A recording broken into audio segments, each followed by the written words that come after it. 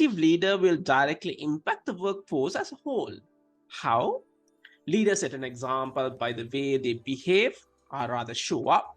Effective leaders who demonstrate that they are authentic, trustworthy, and consistent ultimately help all other managers and leaders in the business. A good leader helps create cohesive teams. Of course, there are many more we can add on, but how emotional intelligence and coaching can have an impact on leaders' effectiveness. A very warm welcome to the show, and this is season 7 of EI Cafe with Azim, and I'm your host Azim Sahid, a human capital specialist, a Lego Serious Play facilitator, ICF certified coach, an emotionally intelligent and emotional culture tech practitioner. Here we are again for another interesting topic. You heard the topic, you heard the introduction. The impact of emotional intelligence. The impact of emotional intelligence and executive coaching on leaders' effectiveness. To discuss this, I have an important, a phenomenal individual. Let me introduce her. She's the PhD and Associate Professor of Organized Behavior and Faculty Director of Executive Education at Featherhead School of Management, Case Western Reserve University. She's also the director of the Coaching Research Lab. That's why I picked up here. Her research and teaching interests include coaching, leadership development, emotional intelligence, and women's leadership in STEM field.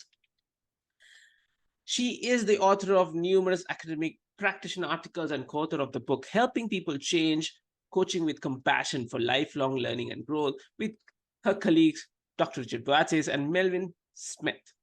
She's also a mentor coach and has 27 years of experience as a coach and holding a certificate as board certificate coach and associate certificate coach. She's also she also directs and teaches the suite of coach certificate program at the Featherhead School of Management. Ladies and gentlemen, let me welcome Ellen von Oosten.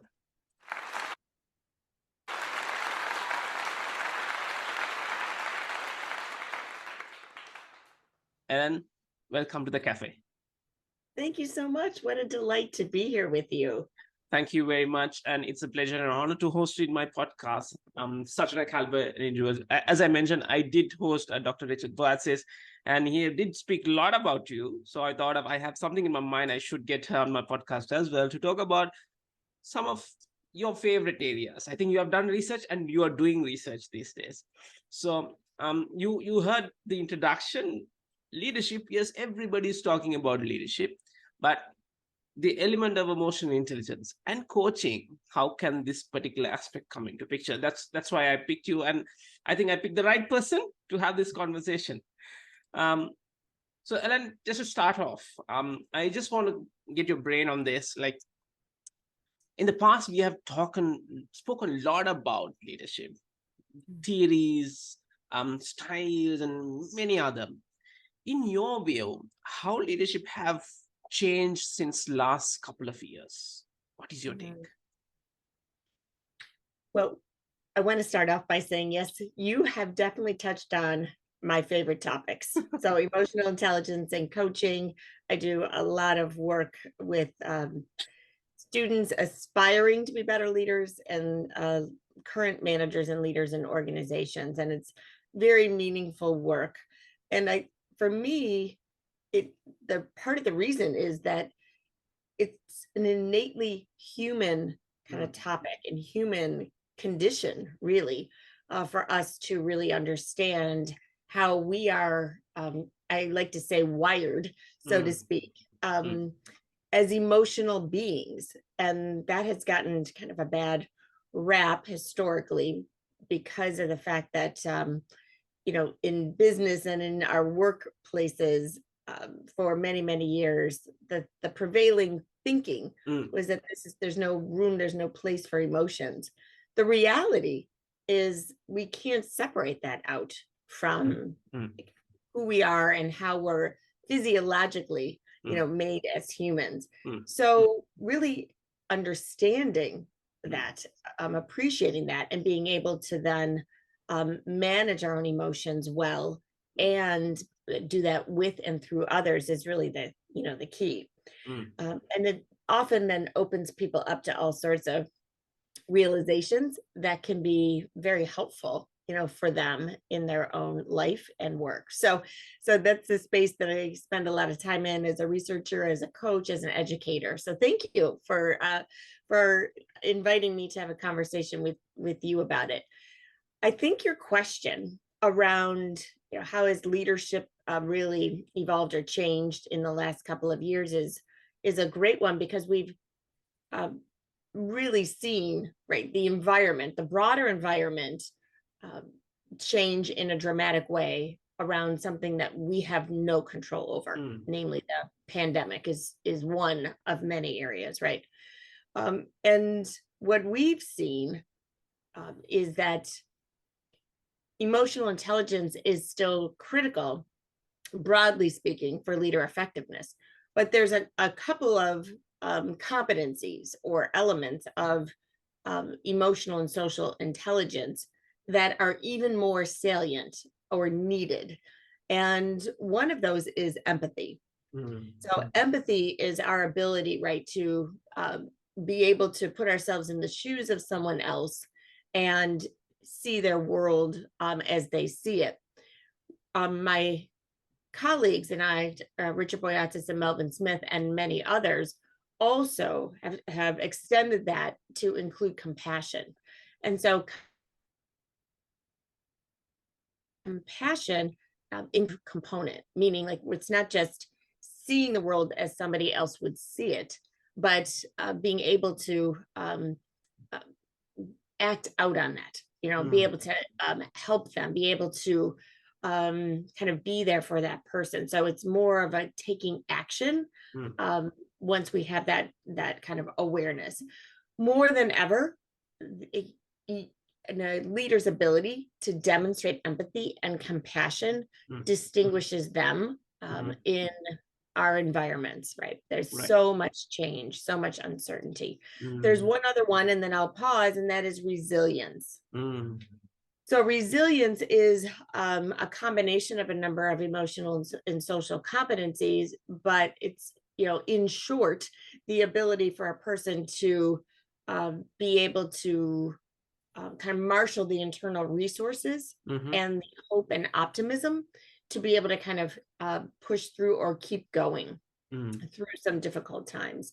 And we certainly have had our share of those, especially in the last several years. So those are a couple that really do rise to the top. Right. So I'm really curious to know, is the pandemic the reason to rise up this particular component? Because what I'm asking is, now we see a lot of people are talking about well-being, mental well-being, physical well-being, compassion, empathy, resilience, courage. These are the words we hear now.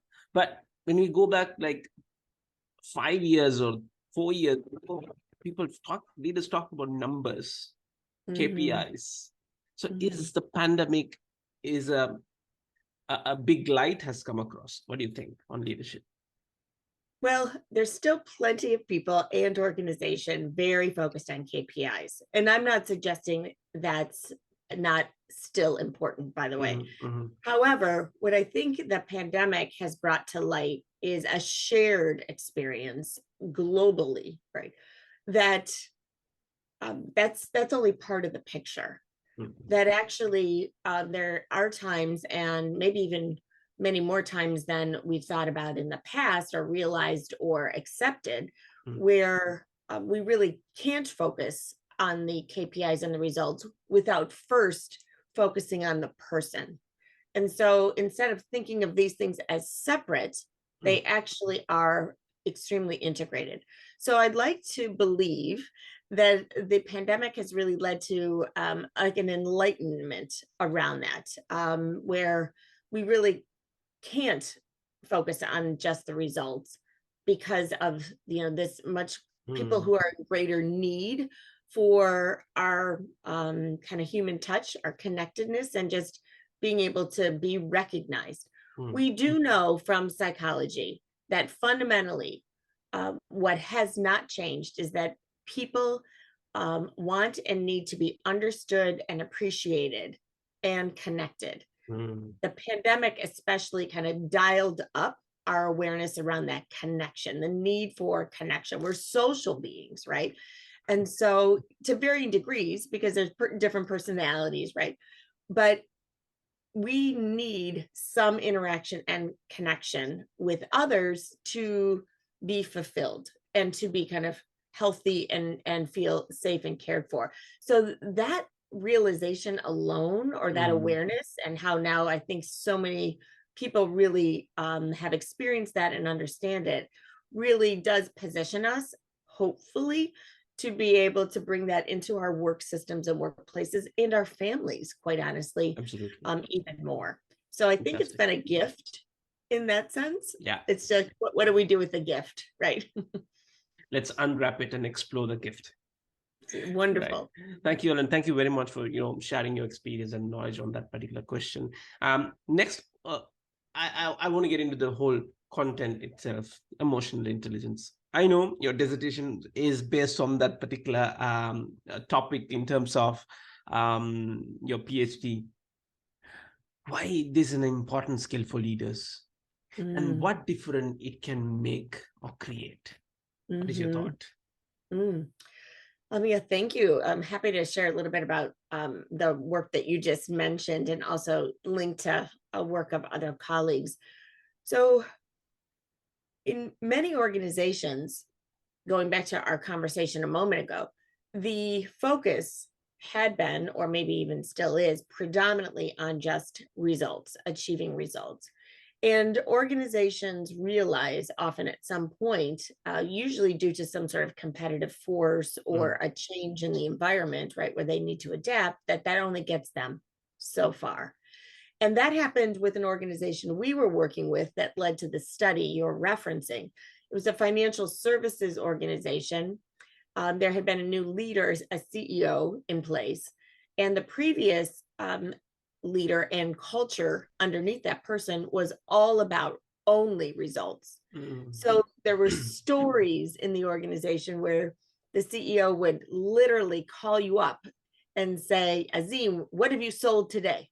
And so people would be on edge waiting for like their phone to ring, and if it was the CEO, and this is a pretty big organization. So if you can imagine, that isn't necessarily prioritizing creativity, innovation, caring for one another, none of it. It was all about, I've got to be able to produce results, have an answer about what I'm doing, to get more results, and so on.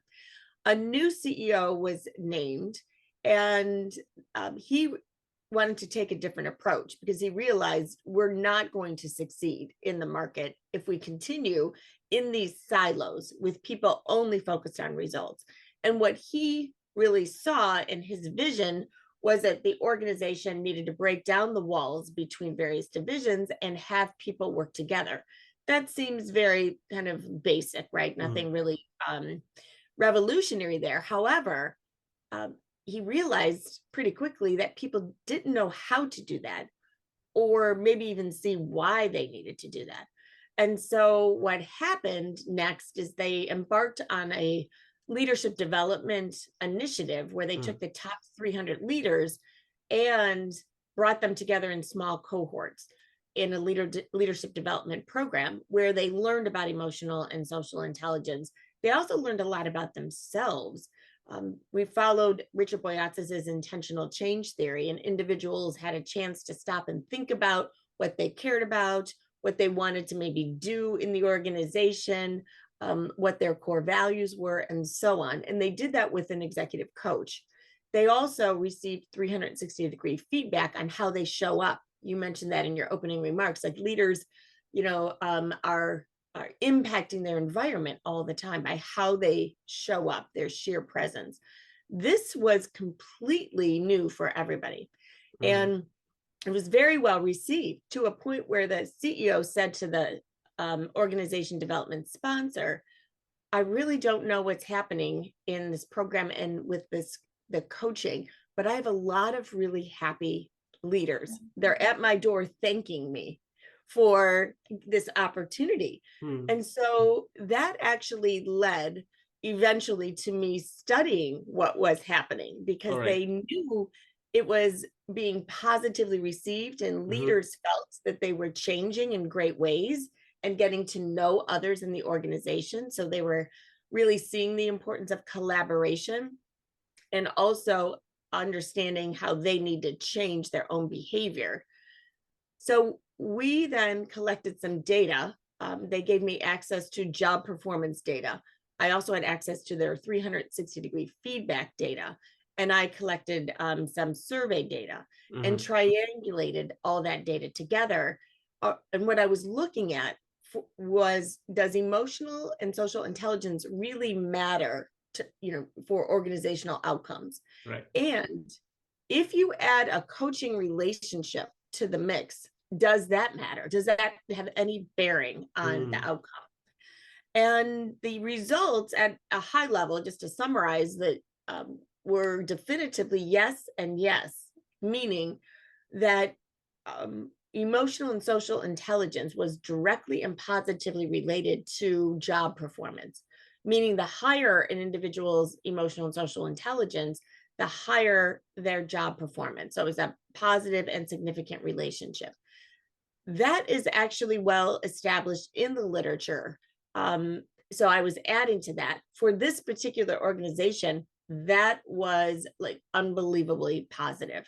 So they were investing in their people. They could see there was anecdotally positive results, but now we had some data to support it.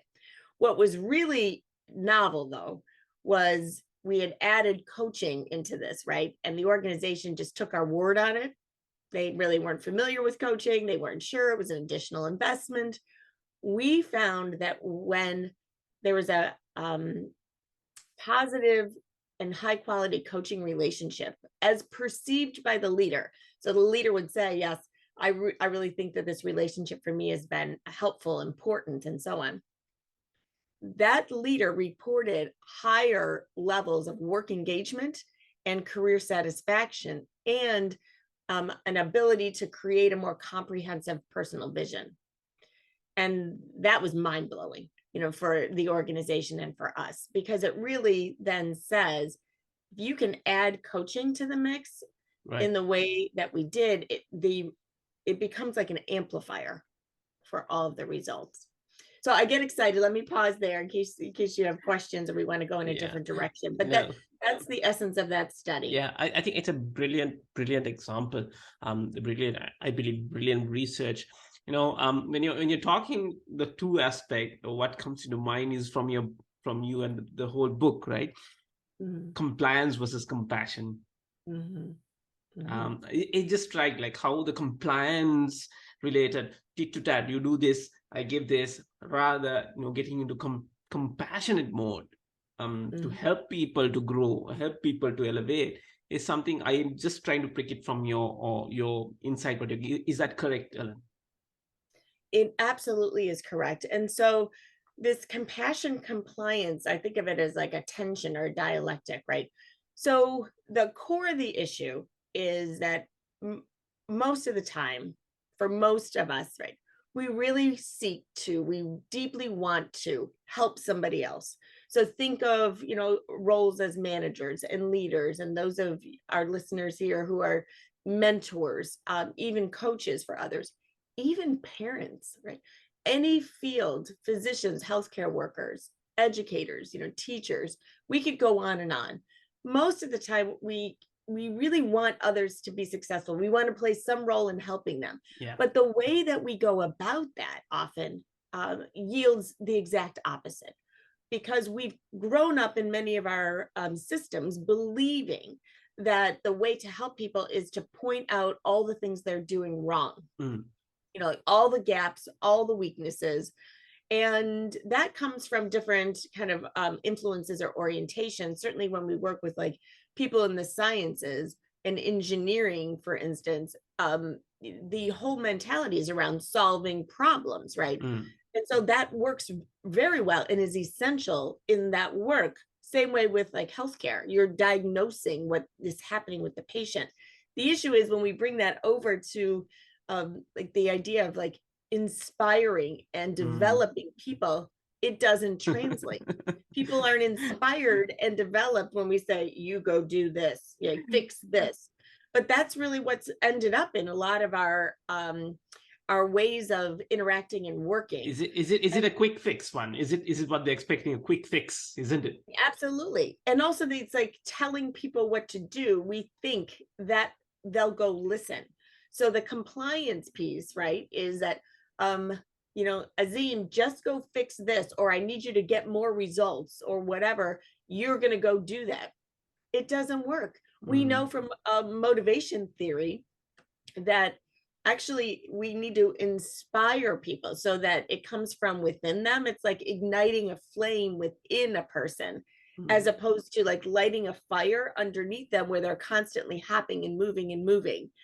And so that, for me, that metaphor really sums it all up. Is like, how can we ignite an inner flame of desire, energy, motivation more often than us like lighting a fire saying, you better go do this, you got to fix this. So people are hopping and moving and moving.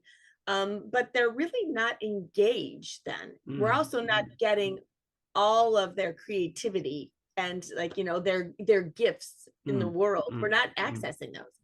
If you approach it with compassion, which fundamentally is about focusing on the person, getting to know the person, building a relationship with the person, as opposed to focusing only on the task, and then seeking to like support them, help them on their journey. That's the key. And it's because people feel cared for, and you're engaging them and their ideas more than, you know, you externally driving that. So that's kind of the core of it. Fantastic. Thank you very much for sharing that. I think that makes a lot of sense. Here, what I'm trying, like, what you're trying to say is performance. When you take care of your people, the performance come into picture, right? And of course, leaders play a vital role, and that has been the key aspect in terms of leader. And you did mention, Ellen, combining coaching into that particular research perspective. How can coaching be a game changer for leaders? How can they, because why I'm asking question is, yes, now people are talking about coaching a lot, but the question is, do they really believe in coaching? Is my question around this particular area. Yes. And it actually starts with a person's definition or way of understanding what coaching is. And so if we can even start there, my colleagues and I believe that and suggest coaching really, when done well, is about helping another person to discover and realize their, you know, intentional change. So all coaching is fundamentally about change. It's about supporting somebody to move from point A, whatever the point A is, to point B. And it's this idea of helping somebody else to discover, you know, point A, point B, but then also guiding and supporting them kind of side by side to be able to, you know, manifest whatever it is that they're desiring. Many people globally still think of coaching as top down or externally driven, like we were just discussing. So an important distinction here is, you know, what's your belief, or what model of coaching are you really following? So we need to start with the premise and the assumption that a person has answers and ideas and dreams and hopes within them. And our role is to tap into that, to help them discover it, to kind of, in the words of the editor we worked with for our book, kind of excavate that, like what's inside of me, right? And so that's where we know we need to start. And that's what intentional change theory, that's Richard Boyatzis' theory, really suggests, is that we can't just start with, these are the numbers, we need you to like achieve more numbers or get better results. So how do you want to do that? Which is where a lot of coaching processes start. It's like, here's the issue, how you're going to fix it or affect it. We actually start with a discovery of what's called a person's ideal. And that then gives them a chance to pause and consider what they deeply care about. That's your core values. what they find to be meaningful and purpose filled, what's your core purpose, and what are your dreams? What are your deepest aspirations for your work and your life? So it's also not just like you only at work, it's all of you. And so starting there gives a person a chance to really see themselves as a whole human being, not compartmentalized. It also helps them to connect in with themselves authentically so that they can lead or move forward in a way that really is in sync with who they truly are. And when we start there, and when a coach's role is there, that person that you're working with, we generally will say like the learner or the coachee, begins to experience like that inner desire, that igniting the flame, but they also feel very cared for, and they feel that that they've got support. And we need support for change and learning and growth, which is another part of the model. And so when these components are in place, all sorts of possibilities begin to open up for the individual.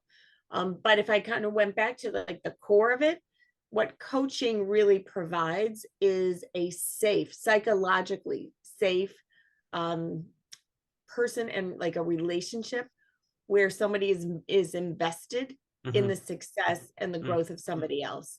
And when that happens, we feel secure, we feel connected, and it opens up all sorts of possibilities. And the results are amazing, isn't it? And the results are amazing. Absolutely. Yes. And so it's really been wonderful work to be involved in, because intuitively we know this, right? So there's a lot of different helping relationships where we we experience. I'm sure you have too. If you think about who has helped you in your life, and that's a question that an exercise we do with people: who has helped you get to where you are today? Absolutely. And how have they helped you? Like, what is it that they've done? When we run that exercise and collect that data over and over and over across the world and across like ages and life stages, what always comes to the top are those individuals who really had a stake in our success, where they saw something in us that we couldn't see in ourselves, or they helped us really to extend our picture, our dreams of our future, and then helped us be able to get there. And sometimes it's just providing a safe place for us to just process feelings, right? So that's that psychologically safe notion. What really is like less mentioned, although we think it's the secret to helping people, is those people who gave us like really tough love and told us you've got to change this. Now, that's not to suggest, by the way, that at certain points in our life we don't grow and develop if somebody just is straight up. I'm not suggesting that. We're talking about on balance overall. Those are like specific situations, but the people who I'm imagining some of your listeners are thinking about, who've really helped you to become the very best version of you, are those people who led with compassion at some level, who really supported you in what you were, discovering about yourself, not what they were imposing in terms of like an external standard. And so that's inherent, I guess, within coaching when it's done well. Absolutely. And the satisfaction you get, like a person is growing in front of you, transforming himself. That's an amazing feeling as a coach you will have. That's fantastic. Thank you very much for sharing that, man. So, Ellen, thank you very much for sharing that. I'm really curious, right? When it comes to leaders, one of the biggest challenge and obstacle is time, right? Spending time. Have you ever heard or people come and telling you, look, Ellen, yes, coaching is good, but I don't have time to do this. How do you tackle this? All of the time. Speaking of time, yes, I hear that all of the time. And I happen to teach a program that a colleague, Meg Selbach, and I designed, called the Coach Approach. And the Coach Approach hits on exactly what you just brought up, Azim. So what the Coach Approach helps people to do better is to just think about interactions with others as conversations, and they don't have to be long. It gives them an opportunity to have like a 15 or 20-minute conversation that kind of follows a bit of a flow. So there's some more structure. And what we always see in this program is that people come in with exactly what you just said, this challenge of, well, I want to be a better coach. I'm a manager. I have a team of 10, let's say, and I'd like to be able to coach them, or my organization is telling me I need to coach my people better.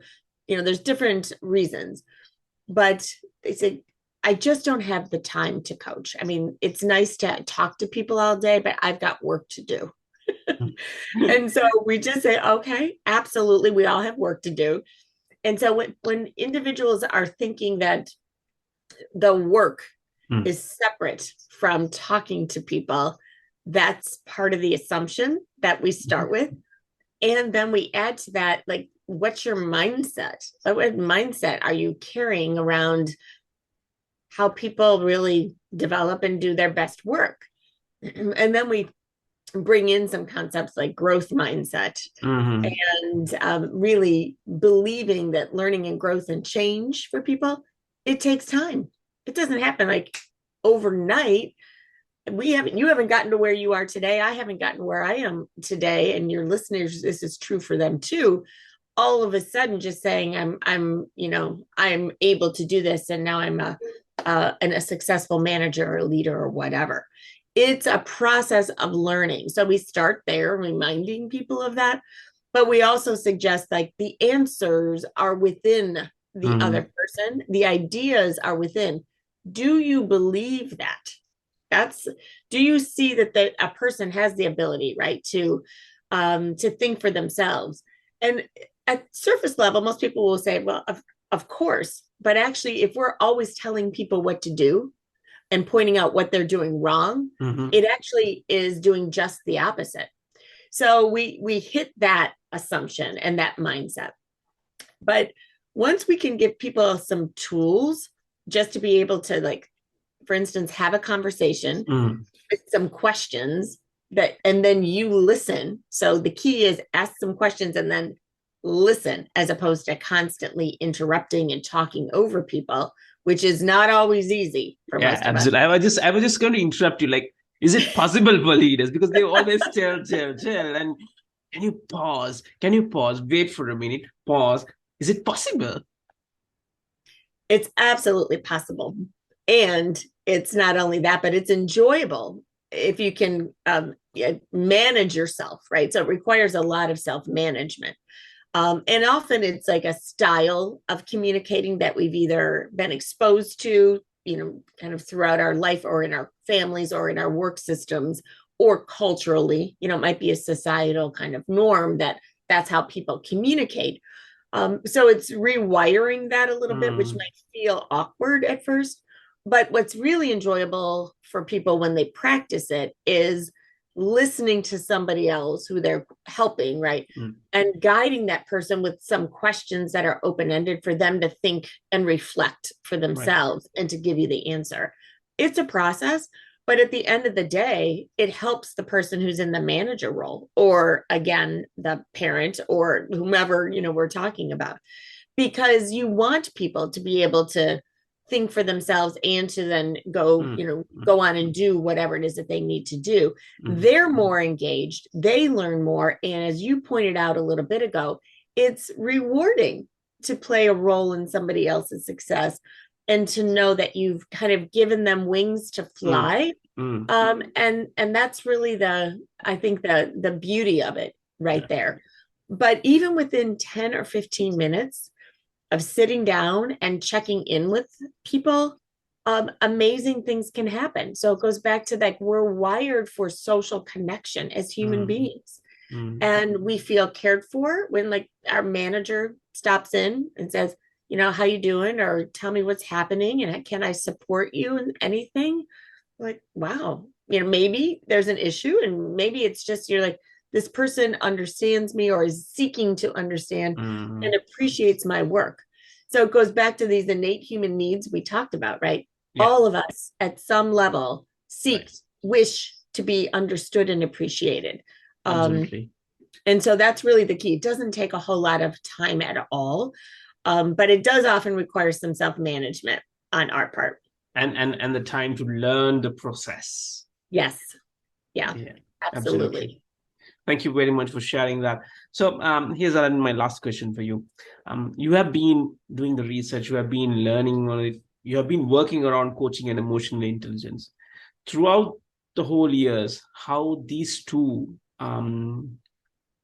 tools or the skills have evolved in the industry. What is your take? Because you have done a lot of research, you have been there. So how is it evolved comparing, let's say, 10 years to now? Well, I have thankfully, I have a hopeful answer for all of us, and that is we're heading in a really great direction. So I have been in the field in various roles, to your point, for probably over 25 years now. And what we've seen, broadly speaking, is that like in the 90s, big organizations started to leverage coaching. But coaching was still mostly reserved for people in very senior roles. And to some extent, still people who were kind of having some sort of problem or not getting the results they needed. And it was a way for the organization, quite honestly, to kind of cover themselves and say, we're going to give you a coach to work with. But it was never a good thing. If you had a coach, it's because you weren't performing. Is it a punishment? It's a punishment, really. And it was more for the organization to cover, their tracks. However, thankfully, that started to change when the leading organizations could see, you know what, if we give somebody support and they build a relationship with this person, they start to benefit and they start changing their behavior. Wow, isn't this amazing? The person stays in the organization, succeeds, the organization benefits and succeeds, right? So it's not rocket science here. So we started to see a shift where organizations would then say, well, what if we provided coaching resources to our top leaders and to high potential leaders, people where we saw great promise in the organization, help them to develop and change and be ready, for the higher levels of responsibility and leadership. And so that started to create much more of a trend. That then has led to another phase of expansion of coaching where organizations have been seeing great benefit, but don't have the financial resources to provide an external coach for everybody, for instance. It's just not feasible. So top organizations who really understand what we've been talking about have been investing in how do we scale this up and how do we spread the benefits of coaching. Well, it goes back to what you and I just discussed. It's about equipping people and managers in particular, but not only managers, to be able to have developmental conversations throughout the organization. And so there's a couple of ways to affect that: manager to associate or employee, and peer to peer. And so peer coaching is an initiative that many organizations are working within, and they're often in the organization as informal groups. So getting together with colleagues where you're it's self-initiated, like, hey, let's get together and talk about this, or help one another.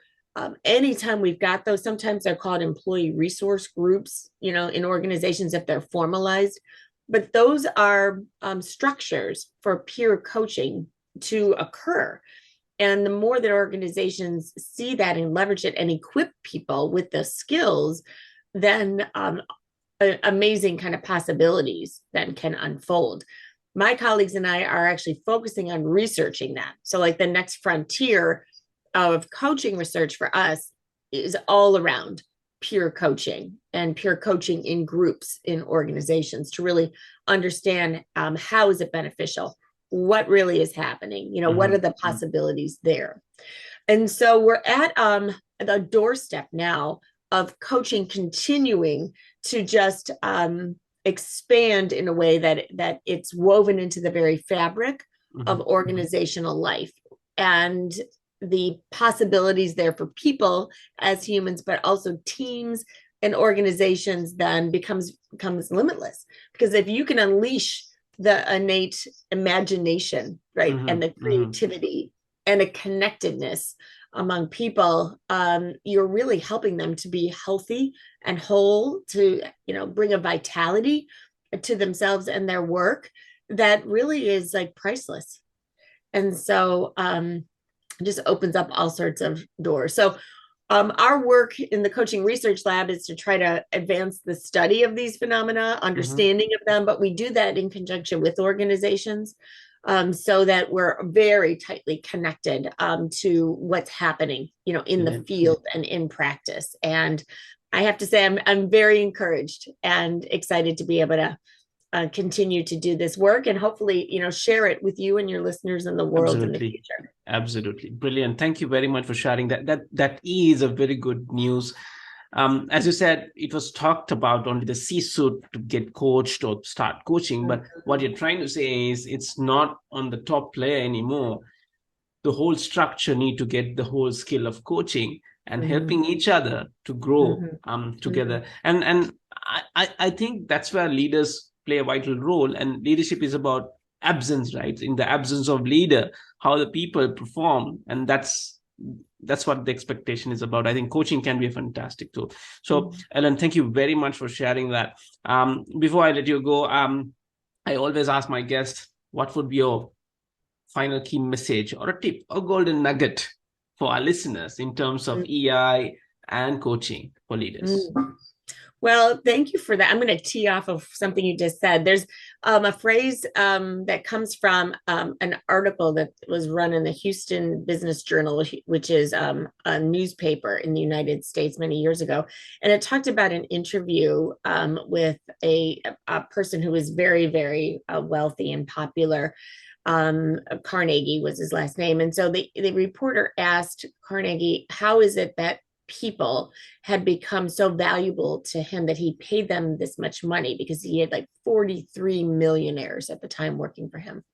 And his answer has always stuck with me. And he said, people are developed the same way gold is mined. When you go into the mine, you go in looking for gold. You don't go into the mine looking for dirt. And so that really, as a metaphor, translates for, I think, all of our work with people, leaders, and just people development in general. If we can treat people like there's gold within them, and our role is to help find the gold. That's the talent, the ideas, right? All of the wonderful kind of gifts that they have. How that really changes then how we interact with people, as opposed to going into the mine just seeing nothing but dirt.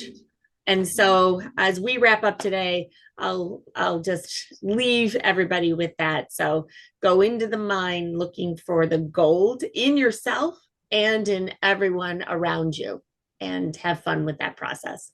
Fantastic. Thank you very much for sharing that. And I'm going to take as my key learning for today. We are old miners and start mining for gold, and everybody has that gold within. And I think coaching and EI can help them to discover their gold in that particular mine. So, ladies and gentlemen, that's the time that we have for today. And I hope our listeners got plenty of takeaways in today's conversation. We were listening. My conversation with today was with Ellen von Oosten, Associate Professor at Case Western Reserve University. You can get connected to her on her LinkedIn profile. She had done some amazing research and some amazing content available on her profile as well. With that note, thank you very much, Ellen, for tuning in. And of course, I am extending my invitation to visit Sri Lanka when time possible to explore the amazing nature. I'm sure that you're going to enjoy your stay in Sri Lanka, and I'm one call away for your assistance as well. Oh, thank you so much. I would absolutely love that. I hope that can happen very soon. So thank you for this opportunity and the invitation, Azim.